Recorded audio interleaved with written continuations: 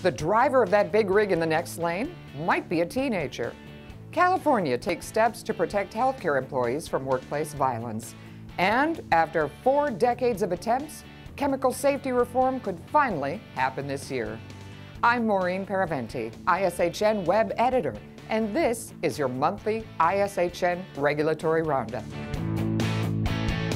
A new $305 billion highway bill includes many items on the trucking industry's wish list, like a provision to lower the commercial driving age minimum to 18.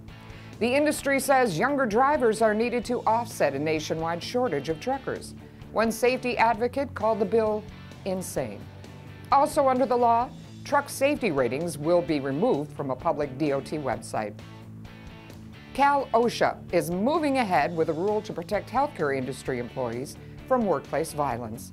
The regulation would cover both actual acts of violence and threats of violence.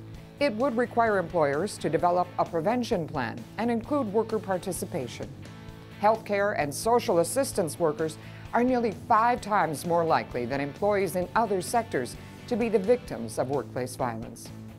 Chemical safety advocates are cautiously optimistic about 2016 finally being the year when Congress reforms the Toxic Substances Control Act, 40 years after it was adopted.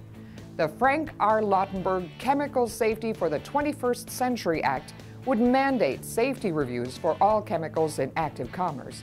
It would also replace the cost-benefit safety standard. That's the one that prevented the EPA from banning asbestos, with a health-based safety standard.